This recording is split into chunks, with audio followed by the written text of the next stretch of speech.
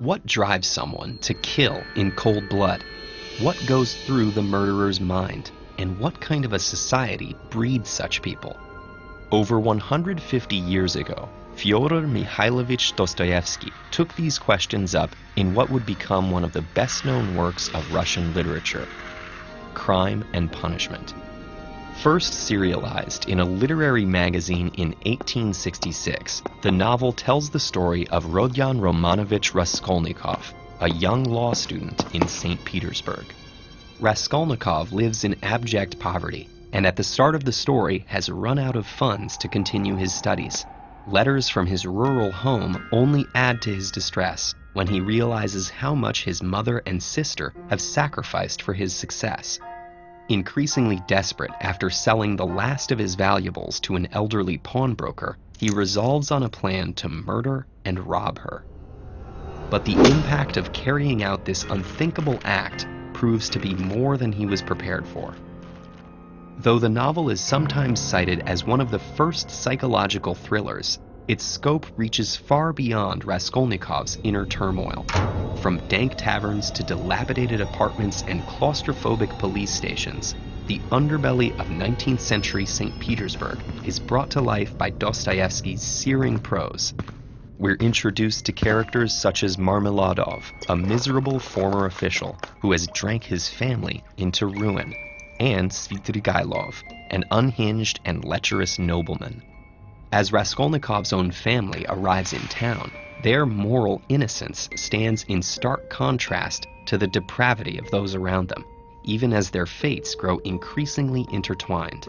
This bleak portrait of Russian society reflects the author's own complex life experiences and evolving ideas. As a young writer who left behind a promising military career, Fyodor had been attracted to ideas of socialism and reform, and joined a circle of intellectuals to discuss radical texts banned by the imperial government. Upon exposure, members of this group, including Dostoevsky, were arrested. Many were sentenced to death, only to be subjected to a mock execution and last-minute pardon from the Tsar. Dostoevsky spent the next 4 years in a Siberian labor camp before being released in 1854. The experience left him with a far more pessimistic view of social reform, and his focus shifted towards spiritual concerns. In the 1864 novella Notes from Underground, he expounded on his belief that utopian Western philosophies could never satisfy the contradictory yearnings of the human soul. Crime and Punishment was conceived and completed the following year, picking up on many of the same themes. In many ways, the novel follows a common narrative thread where a promising youth is seduced and corrupted by the dangers of urban life. But its social critique cuts far deeper. Raskolnikov rationalizes that his own advancement at the cost of the exploitative pawnbroker's death would be a net benefit to society.